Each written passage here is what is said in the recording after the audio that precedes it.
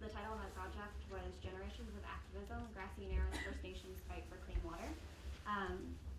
So in college, I was a political science major, and as a political science major, we talk about government a lot inside and outside of the classroom.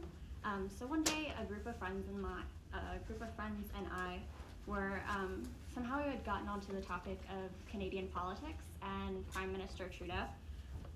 We talked a lot about the fascination that the world seems to have with the handsome liberal politician, but we quickly realized that none of us really knew that much about what his policies were, or even that much about Canadian politics as a whole. So from there, I kind of went on like a deep dive into Canadian politics, and in doing that, you find a lot of stuff about the historical and continued abuses that the First Nations people or the Indigenous people of Canada suffer. And when I was doing that, I found a couple of blog posts by a group of First Nations people in Canada, the Grassy Narrows First Nations, who have been suffering from mercury pollution since the 1970s. Despite living in Canada, the government has done little to help these people. When I first began my proposal for this project, I thought that the mercury was going to be the main focus. I thought that I would visit Grassy Narrows and focus on the day-to-day struggles that the community faces. But in talking to members of the community and their advocates, I realized that the community was kind of tired of telling that story. The same story that they've been telling their government for over 50 years. So in thinking about that, the focus of my project ultimately turned to the activism the community continues to partake in to make sure that their story is heard. Generations of Grassy Narrows residents have employed methods ranging from letter-writing campaigns to acts of civil disobedience, so much so that activism has kind of become a part of their identity. So I already said that. That being said, the background and the mercury story is obvious and important, and it was a major topic in the interviews that I conducted. Can people hear me? A little bit into the mic. There you go. Okay. Thank you. I think the mics failed. Just speak up, we'll get you. Okay. So just louder. Very good. There's no light on that one. Thank you. Better? Cool. Great. Yeah, I can hear myself better. So Grassy Narrows First Nations is a small First Nations community in northwestern Ontario. For almost 50 years, the river system, which is a foundational element of the Grassy Narrows culture, that they rely on for both food and water, has been contaminated with mercury as a result of industrial pollution. Today, almost 90% of Grassy Narrows residents suffer from symptoms of mercury poisoning. So how did the mercury get there? In the 1960s, the Dryden Chemical Company used mercury in a process to create the materials needed to bleach paper at a paper mill along the English Wabigoon River, just 320 kilometers upstream from the Grassy Narrows community. When the company was finished with the mercury cells, it would dump them in the river. And all the company ended up dumping about 10 tons of mercury into the river between 1962 and 1970. And in recent years, it's been uncovered that they actually buried drums of mercury underground too, which continues to poison groundwater in the area today.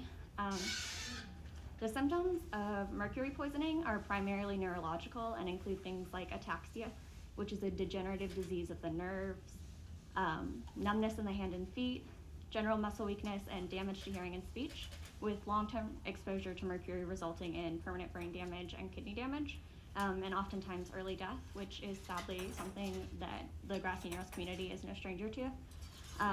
In the results of a government-funded study released in 2018, compared to other First Nations communities, Grassy Narrows has significantly fewer elders. This lack of elders is representative of a lower life expectancy and has the potential to lead to a loss of traditional values for the community. In addition to the effects of the health on the people, the mercury in their water system has all but eliminated Grassy Narrows' ability to financially sustain themselves.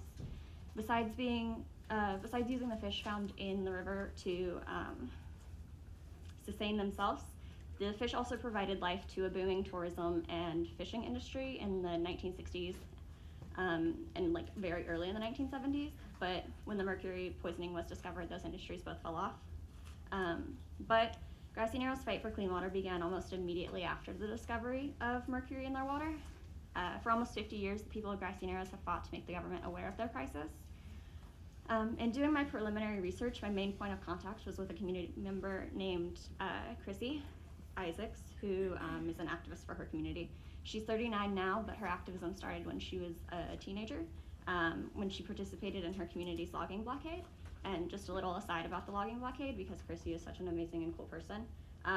Chrissy, as a very young adult, helped to organize this blockade, which was there from 2002 to 2017, when the government finally said that they would stop the clear cutting on the traditional lands. I honestly can't see those, I'm too short. In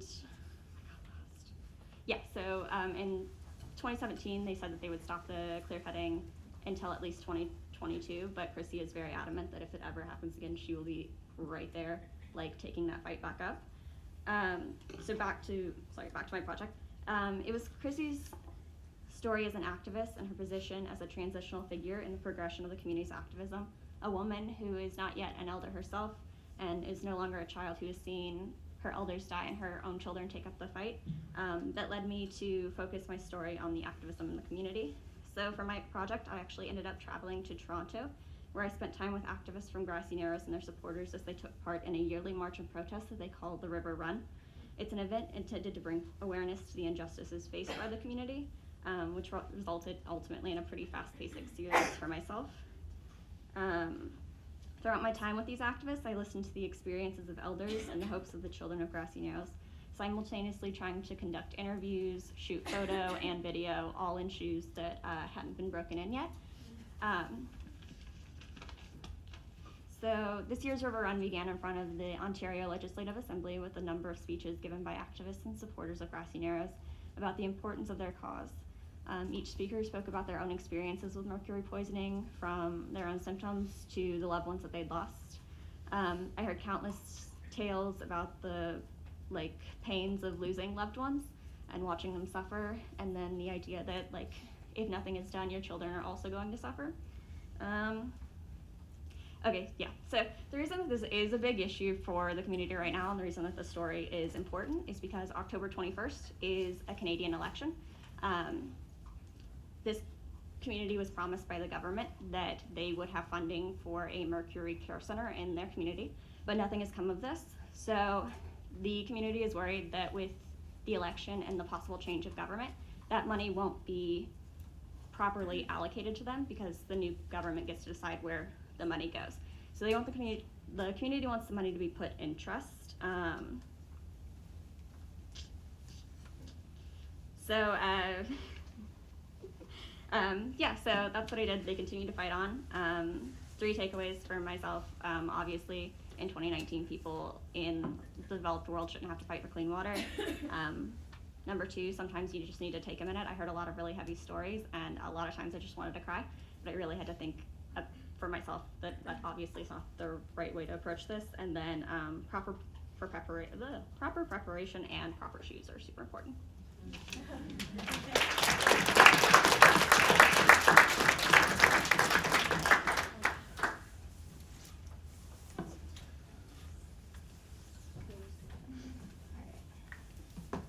Hello. Thank you to the Pulitzer Center and Nat Geo for having us today. This is super awesome. My project was on a dementia crisis in Japan, and it is just that, a very big crisis, and something that I think a lot of us don't really think about day to day as we're moving forward in our developing world. We tend to focus on a younger generation of people, and I think that is very important in itself, but I think we often tend to forget about the older generation that came before us and how they have a lot of neurological problems and face a lot of health issues that we've kind of sidelined as far as our Western medical community goes.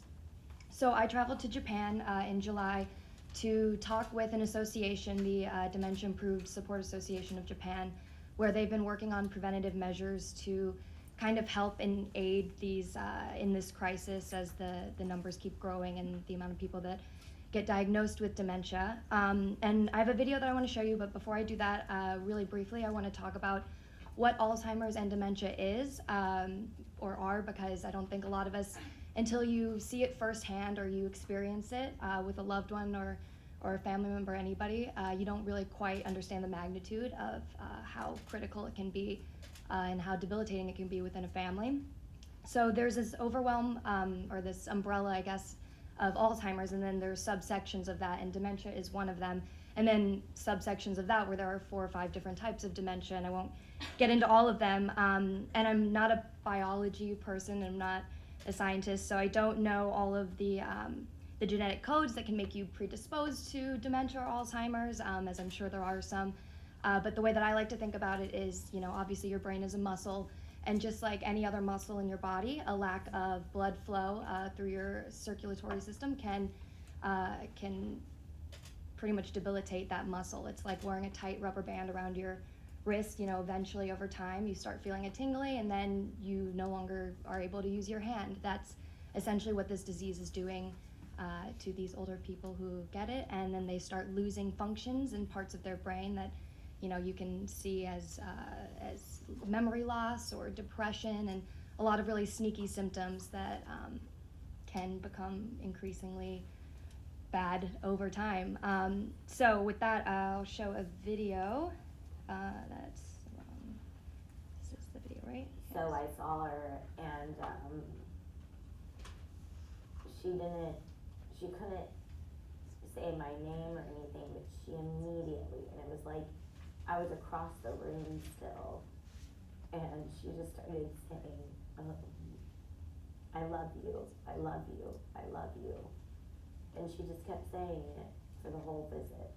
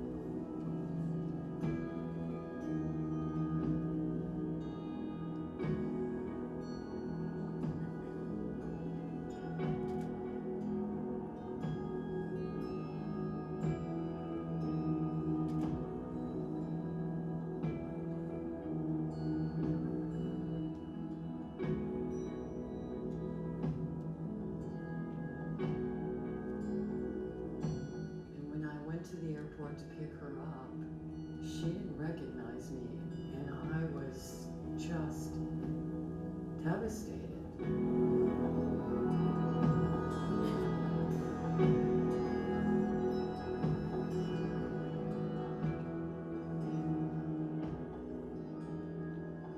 And there was nothing that ever prepared me for what I was going to feel or how I was going to react to my mother's decline.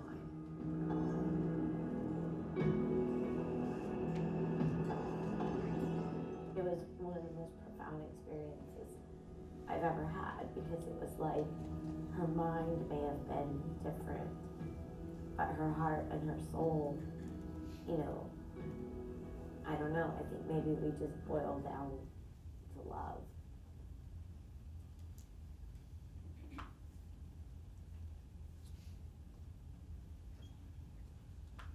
Okay.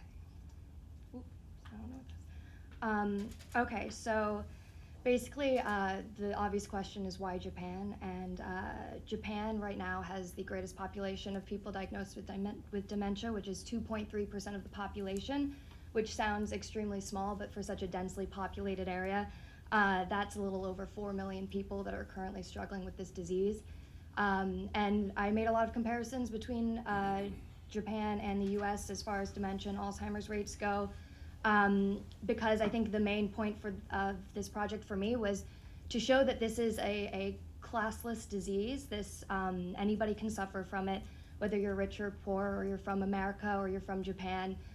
This is something globally that is going to start showing a lot of more prevalence as we become an older generation. And I think that it's really important to recognize preventative medicine, because westernized medicine, we tend to often try to cure symptoms as soon as they happen, because that's kind of what makes money, curing symptoms.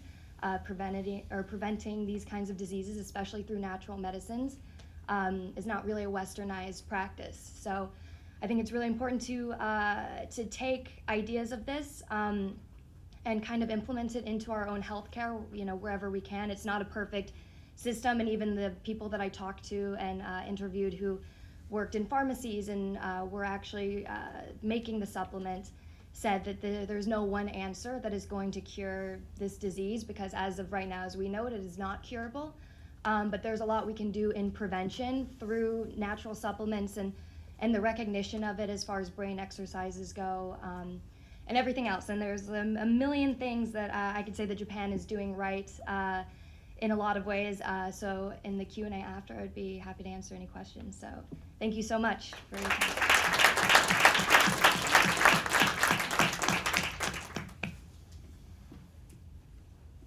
So I saw.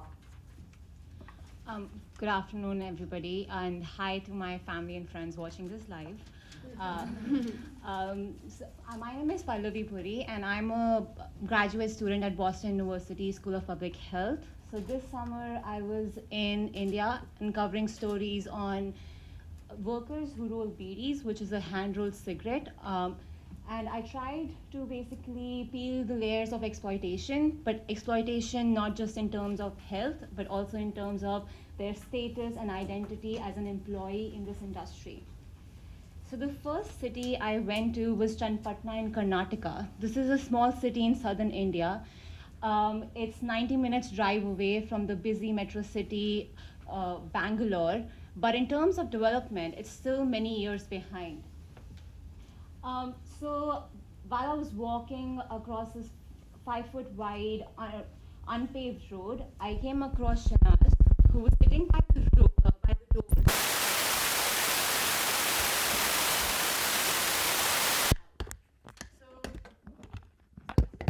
she's 35 years old, and she comes from a family of 9 members. She started rolling beedis at the age of 15. When I asked her why did you start rolling beedis at the age of 15,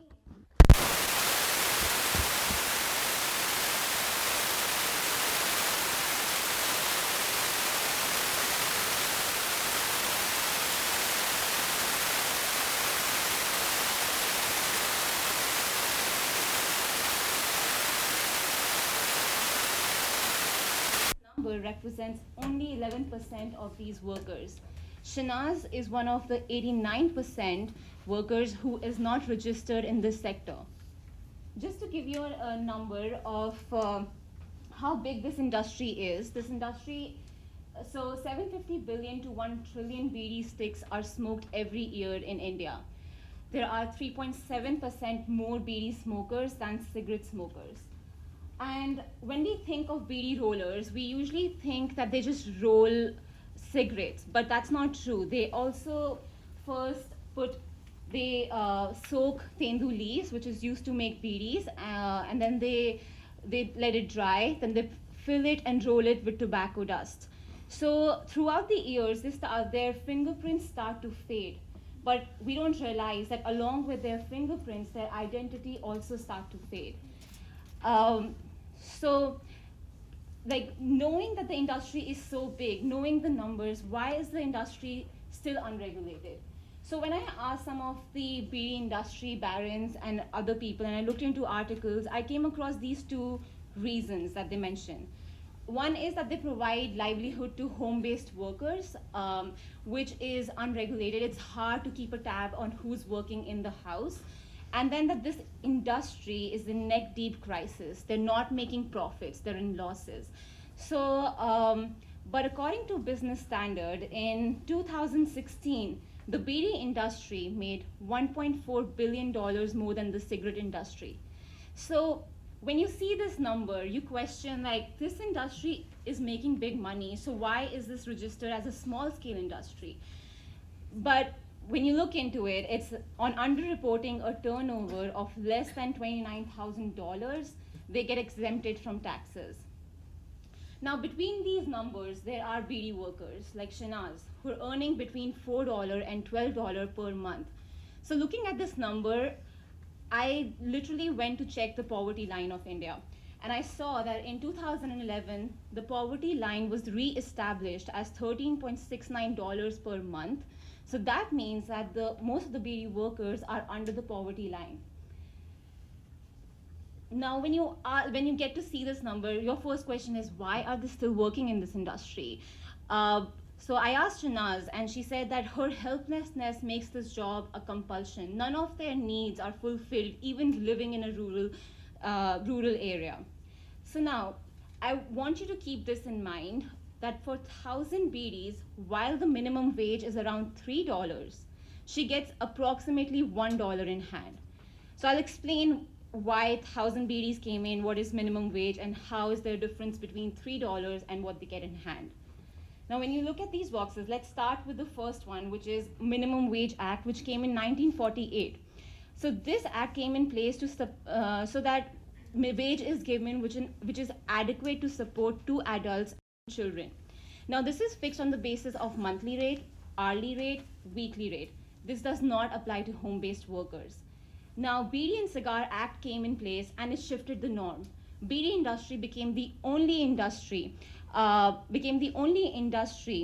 to have minimum wage at piece rate. There are other industries that have minimum wage at piece rate, but it also has according to hour rate.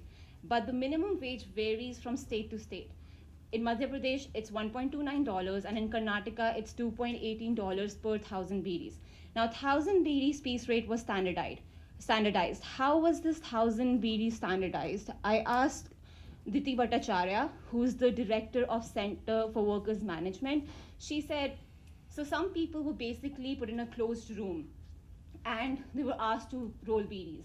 They were highly skilled men, and supposedly, and she says, supposedly they rolled 1,000 beedis in just 8 hours.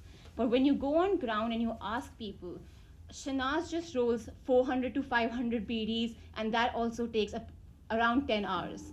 And people who can roll 1,000 beedis in a day, they at least take 12 hours to roll those beedis. So for 12 hours of work and 1,000 beedis, they just get minimum wage of $1.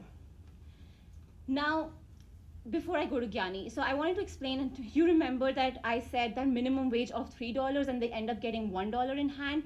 So when I went to Madhya Pradesh, I met Gyani. She said that she ends up getting 9 cents in hand for 1,000 beedis.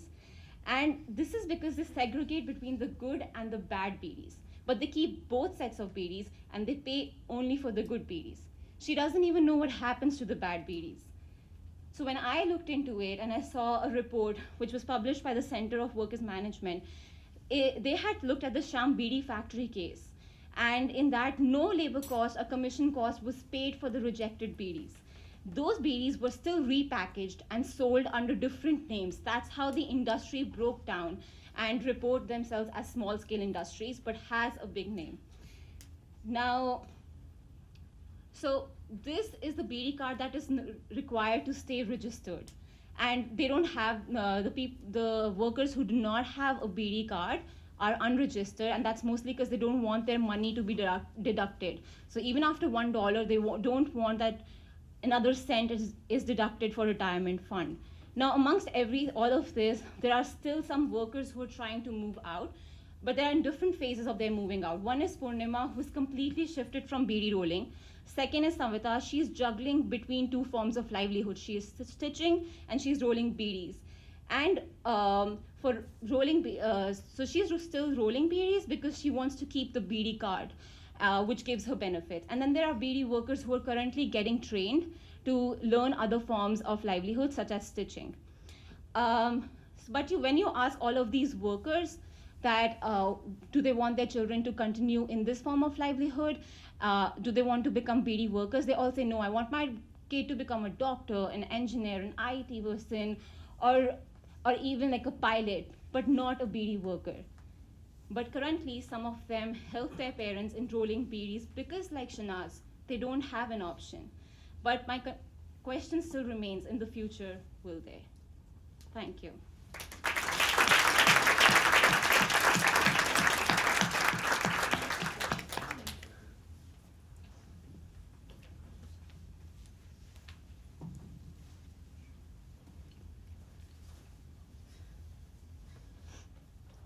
Is this a button for the, okay, great.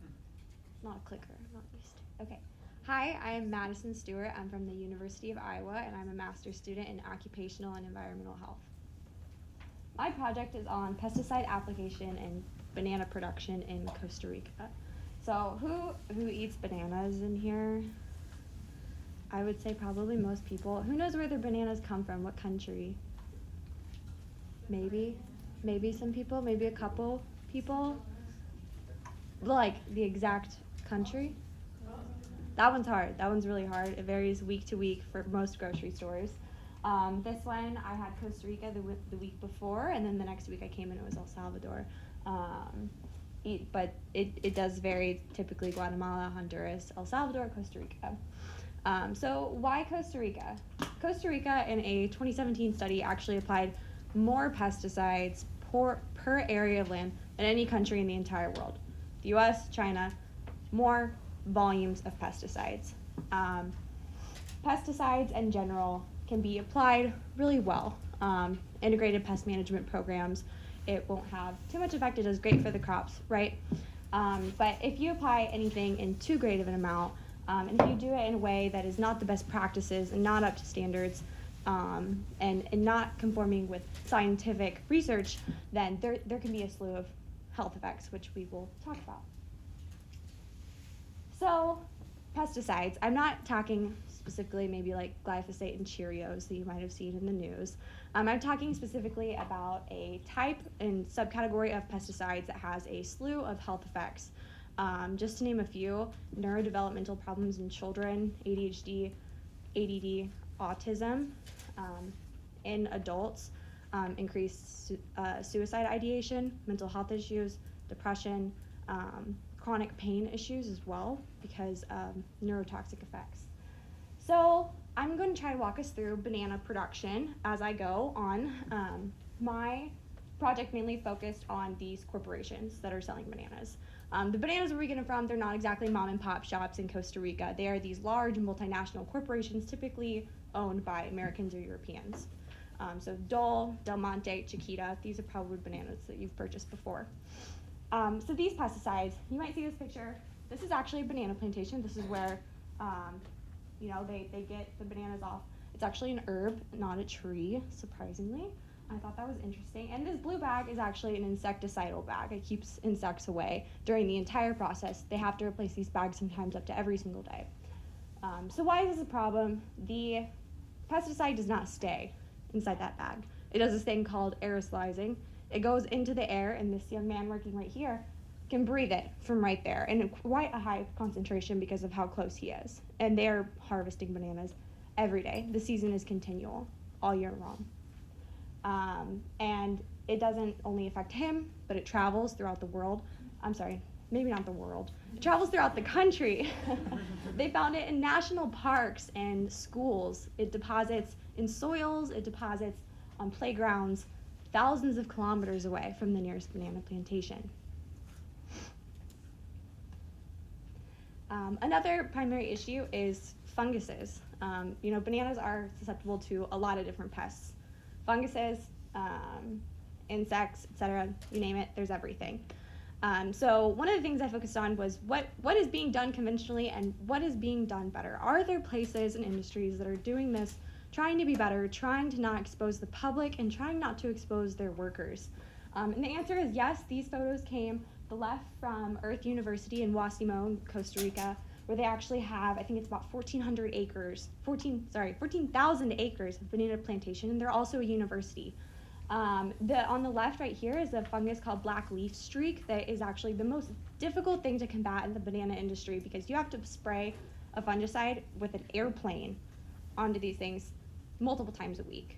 And so the typical practice is to let it dry before you send workers in. But the faster thing for getting our bananas harvested on time is to send people in before that, before it's dry, but while it's still in the air, while it can still get on your skin. And this has shown lasting health effects for people. On the right, we'll have Rio Plantanero, where I visited, where they actually have a really innovative way of combating insects, so they don't have to use as much of the insecticidal bags.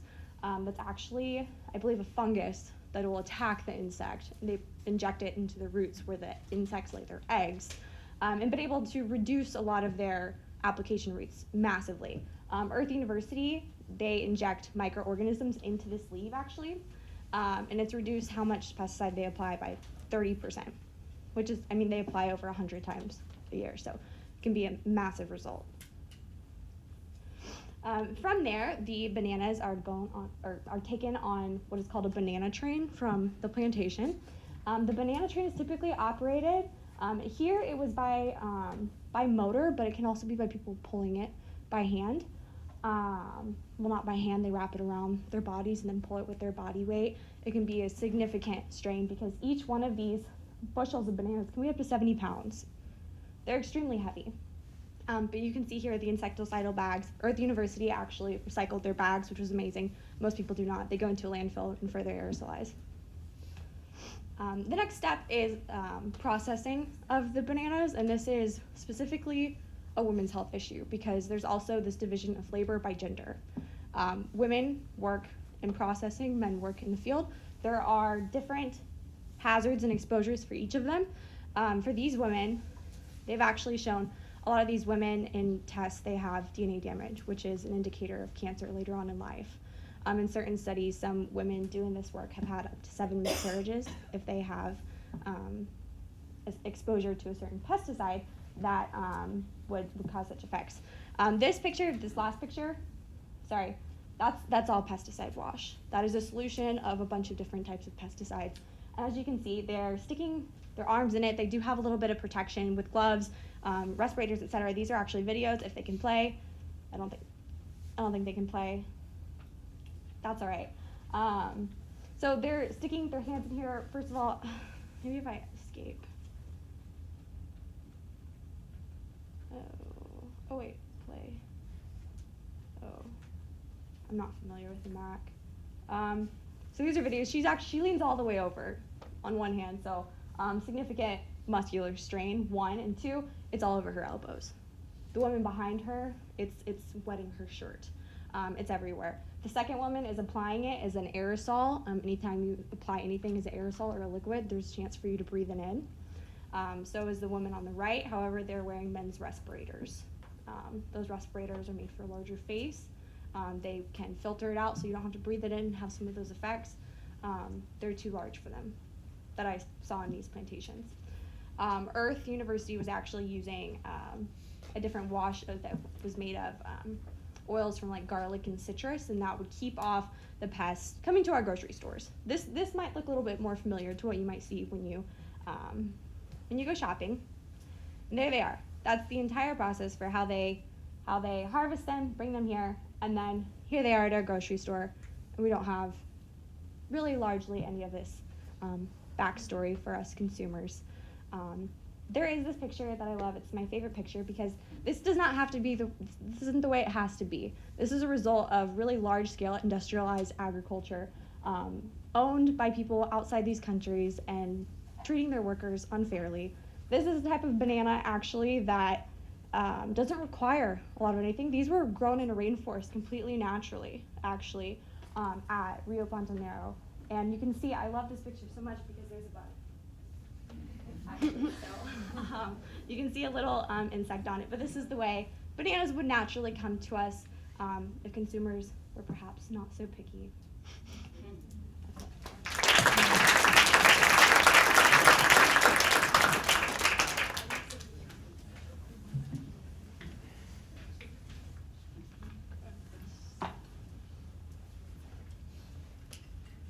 Just gonna see, I think I have one slide and then this is the video. Oh, okay, good.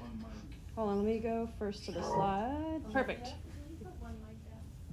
Yeah, I think I'm put this down. Okay. I tend to be a gesticulative person, so I'm going to use this.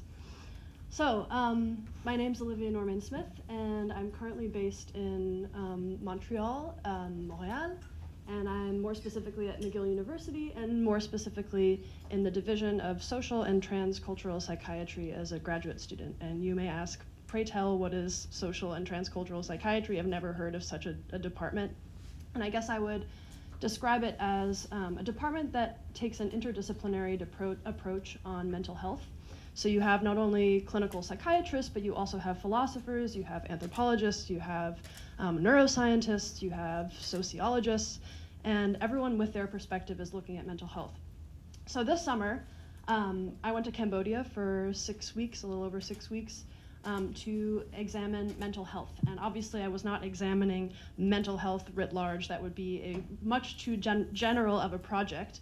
But I guess given I have 6 minutes and given the project was very dynamic and there were many themes and sub-themes and metaphors that emerged, I prefer to sort of give you a bit of a sense of not have a didactic sort of presentation, but more of like an artistic or impressionistic presentation and share some of my reflections and some of the narratives that I heard. So I guess to start, to give you a bit of sense of how I was, sort of the framework with which I approached the work. If you do a Google search of Cambodia and mental health, the large majority of the articles that will come up, the journalistic coverage, is incredibly bleak. You'll see a country in crisis, Cambodia's major mental health crisis. Almost 40% of the country has a mental health issue, and that often is stemmed back to the Khmer Rouge. And I'm sure most of you know about the Cambodian genocide in the 70s that was perpetrated by the Khmer Rouge regime under Pol Pot and is considered one of the atrocities of the 20th century. So you have that narrative of continued trauma, and then you also have often the following narrative, which is, and there are only 35 psychiatrists in the country to deal with this major crisis. So at this point in time, I'm thinking, well, many things, but I will distill them into two things that I'll share. One is that I think a lot about how narrative, and especially popularized narratives, can shape perceptions, attitudes, and self-perception. So with this solely polar in the very negative, bleak direction, how does that narrative that is likely only part of a story where there's not trauma but also resilience, how does that influence someone looking in on Cambodia? How does that influence a Cambodian's perspective of themselves?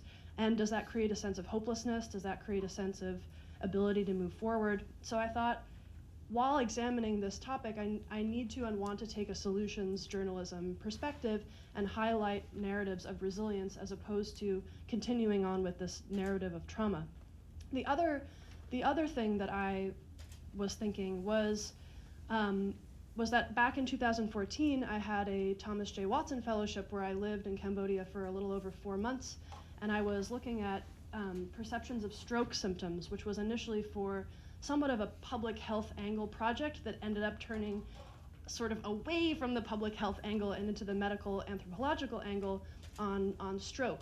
And I knew that from my experience then, that something like mental health may be conceptualized and experienced in a very different kind of way than the biologized understanding of mental health that we have in Euro-American psychiatry. So how does someone in Cambodia make meaning of adversity and health and illness, and are there solutions or therapies or ways of thinking about forward movement that are outside of the context of Euro-American psychiatry, that are indigenous and local to Cambodia, perhaps involving the Buddhist perspective, perhaps involving local narratives. So I entered the project thinking that. The first interview I had was with Chim Sotira, who's a psychiatrist. He's the executive director of the main psychosocial NGO in Cambodia called TPO. And we had a really fascinating conversation that sort of directed many of the subsequent conversations that I had over the course of my time.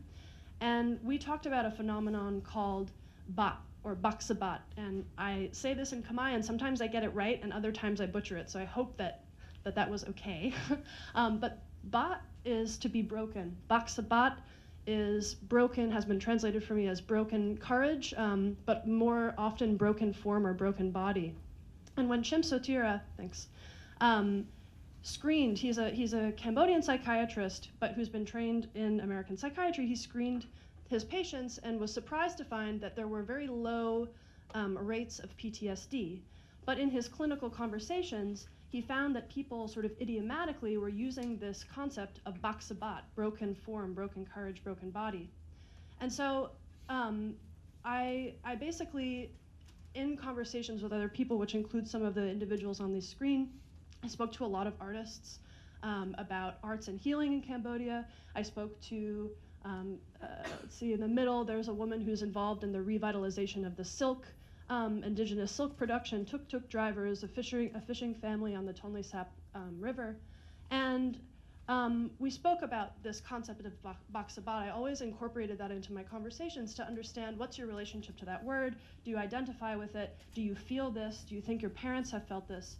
And so one piece, when I move on to the video that I'll show, there was a lot of resistance. And in fact, one of the artists that I spoke to, who's a contemporary artist who's gotten a lot of international acclaim, he said, we don't need stories of baksabat here.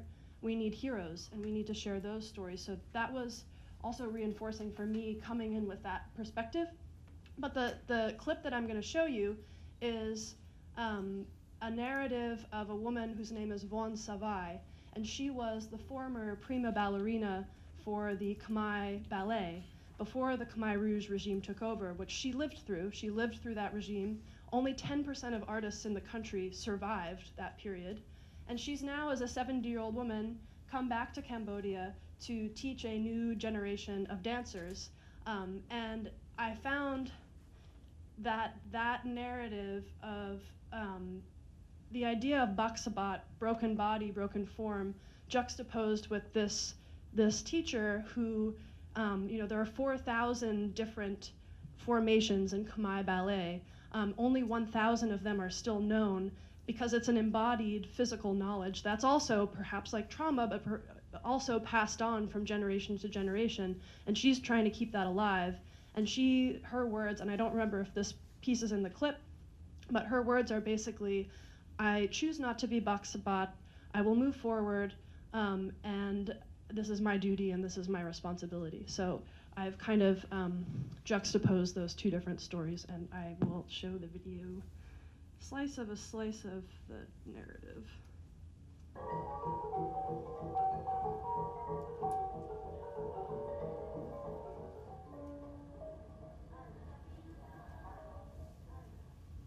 ដូចខ្ញុំ អ្នកខ្លះគេថាចំនួនប៉ុលពតក្រោយពីសម័យប៉ុលពតមកមនុស្សប្រើពាក្យថាបាក់ស្បាតខ្លាចភ័យរហូតតែខ្ញុំអត់ទេក្រោយពីសម័យប៉ុលពតមកខ្ញុំវិលមកខ្ញុំវិញដដែលខ្ញុំអត់យកខ្លួនខ្ញុំដាក់នៅក្នុងសម័យប៉ុលពតនឹងរហូតទេតែដាក់ក្នុងសម័យប៉ុលពតរហូតខ្ញុំធ្វើអីលែងកើតទេ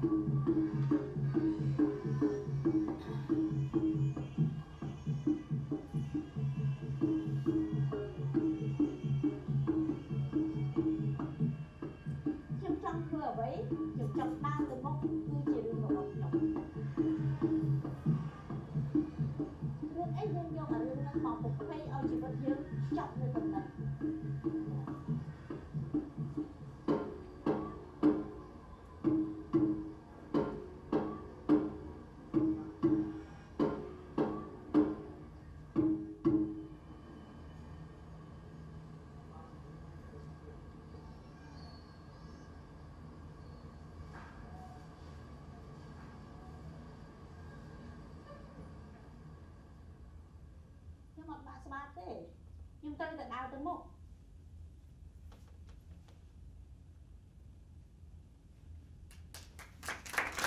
Thank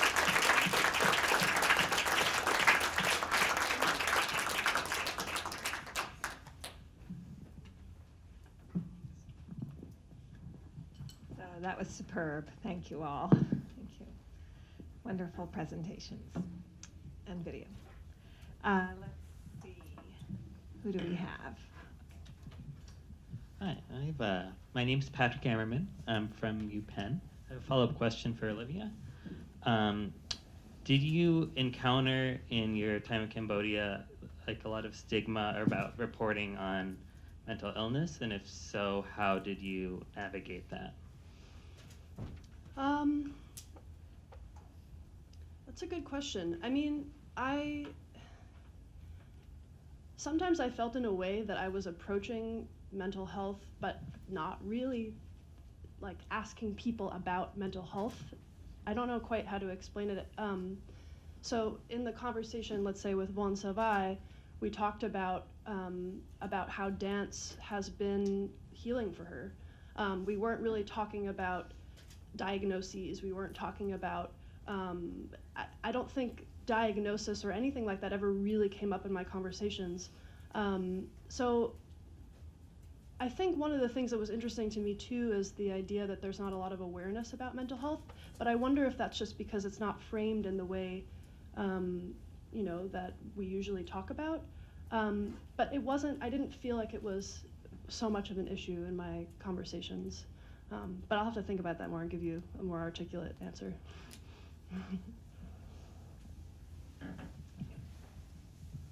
My question for Madison, related to what you said about that many women that work in field of banana production and also they work with pesticide, so they even exposed to be having cancer, like. So did you discover what is the policy with the government, like agriculture ministry, what they are doing to protect these people? They are in the field of production of banana, how they regulate even the use of the pesticide and the amount they're using for the agriculture?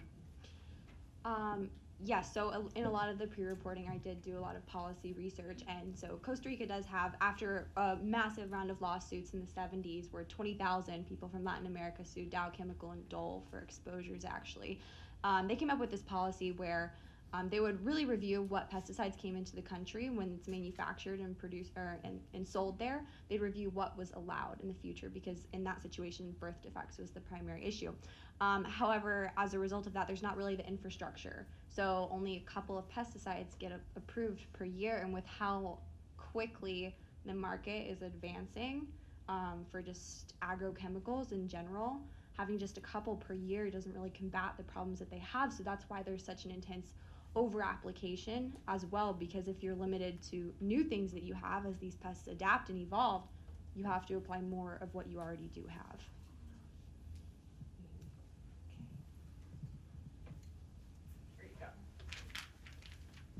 Hi, I'm Catherine Carty from Davidson College. And Shelby, I just had a question for you. I really enjoyed your reporting, and I think it's really important that we as Americans kind of move beyond the Trudeau mania that you described.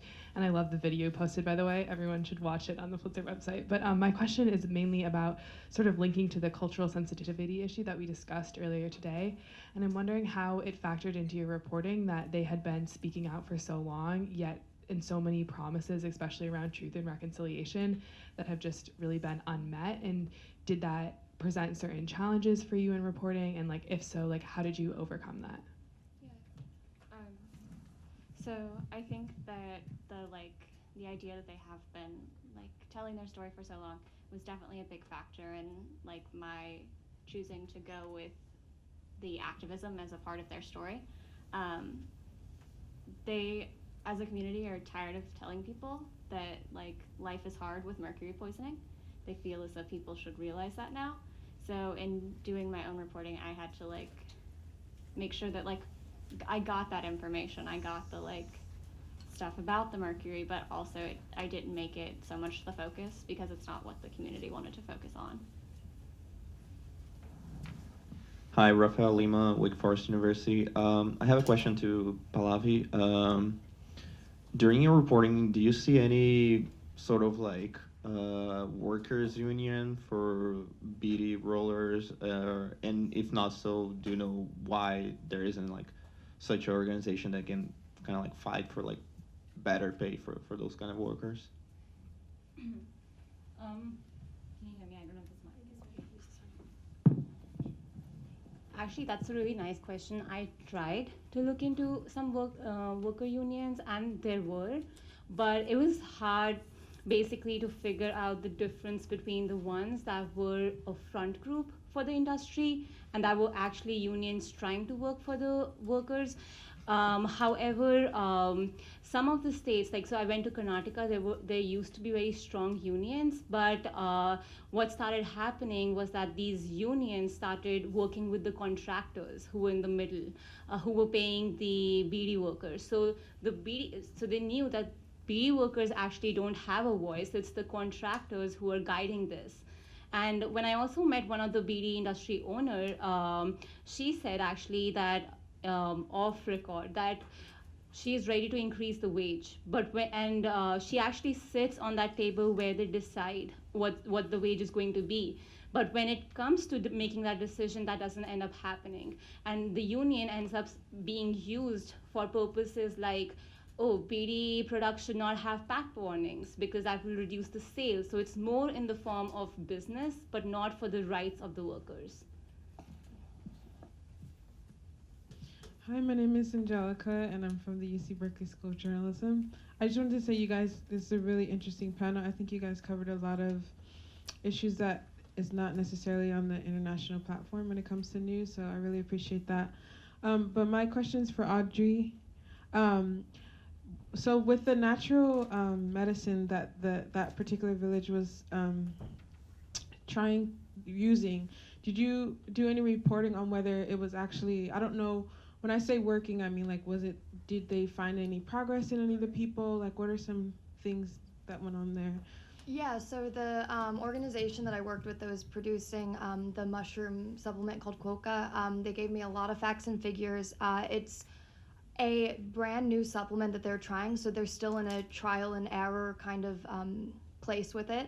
So I don't, off the top of my head, have like numbers of how many times it worked, how many times it doesn't. When I sat with the director of the Pharmaceutical Association of Tokyo, he mentioned that he put his mother on the medication, supplementing the supplement with other cognitive medicines and other cognitive practices. And his biggest pull away that he told me was that the natural supplement cut down half of the brain supplements that she was on to increase the neuroactivity, and it was causing her depression, and it was causing her anxiety, and it was the chemicals in the over-the-counter medication was more destructive to her brain than helpful.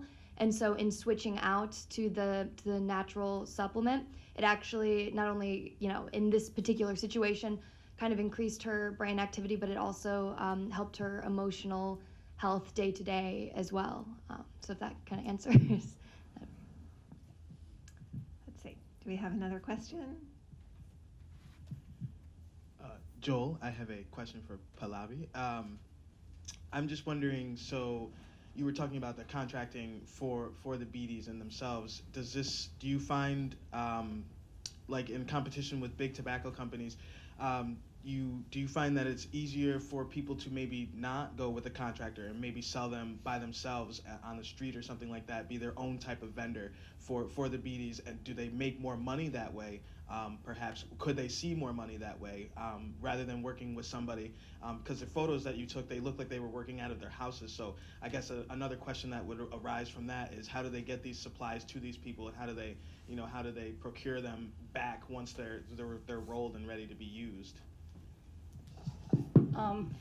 Actually, that's a really interesting question, and I'm glad you asked it because I couldn't include that in my presentation because of the time. But so the short answer to that is that it is possible, and some of the workers do end up selling that in black market because they do not have a registration as a company. However, it's hard because after they roll Beedis, they have to roast Beedis, which happens after the contractor gets the Beedis. And for these workers, they are in these areas where resources, even in terms of like getting food, shelter, they become necessities. So for them to even think about having their own having their own way of selling it becomes hard. But in terms of them getting the raw material, there was this one thing that Diti actually told me, the advocate, that there was this one time when there was a flood in Kerala, and what happened that the flood relief kit didn't reach these workers, but the beedi raw material reached them. And that happened just because of the kind of connections they have on ground, and it's so well connected that they reach the areas where other industries are unable to reach, and the reason why they don't have livelihood options. And that's one of the things that I took back from my experience, because I went with a public health perspective thinking that I will ask them, do you have health issues? Do you have cardiovascular diseases, etc.? But I realized that is a privilege to have when you can think of your health while making a decision about your livelihood. So it was they're in these areas where it's impossible for them to find resources, and that's why right now rural employment is in crisis. Okay. And I think this will be the last question. Hi, so my question is again about the beedies. My name is Saad Ijaz. I'm a student at Northwestern University in Qatar. What I was thinking about was that, my first question is why, so I read in the presentation that it's a $1.4 billion market.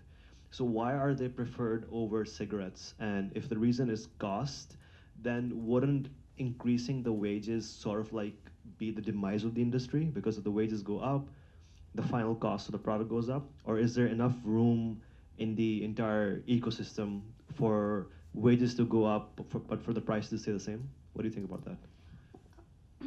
So I think, if I'm getting your question right, it's that the beedi, if they increase the wage, that's going to lead for them to go into losses. Is that your question? Yeah, if like the price increases, like if you increase wages, yes, the price of the final product increases too. Yes. Would that make them less competitive against conventional tobacco? Yes, and that's the argument that they use, that our product is just like less than a cent, and that's why if we increase the wage, then this is the product of the poor. This is what the poor use to smoke. So, but the thing is that if they do not have the room to increase wages, how are the industry owners able to afford weddings? It's like I was telling yesterday at this cocktail that one of the beedi barons literally gifted his daughter a $3 billion attire for her wedding gown. So the wedding gown was that cost, and that person is an owner of a beedi industry, and he's the one who's paying them just $5, $6 a month. So it's the way they cover it, because a lot of money is being not even registered. So as I mentioned that it's like they get money for 800 beedis. Like they're not even getting minimum wage, like if the minimum wage is $3, if they get at least $3 in hand, that would be it. And that also varies with state to state. So if they were even following the minimum wage, it would have helped the workers. But the problem is that a lot of times these workers don't even get that money. And the Provident Fund that I was talking about, that beedi workers, they basically give up on their registered ID cards because their Provident Fund, which is like a retirement fund, that gets deducted every month. But that retirement fund does not even reach their account. It's taken by the contractor in the middle, or the industry, by saying that, oh, this 1,000 or 2,000 beedis were rolled by this one person who's actually the relative of the contractor. So he's not even the beedi worker. So that's why it's not just about the wage, it's about the other things that are playing a role in them not receiving that money. That's answer your question. Okay. Well, thank you all very much.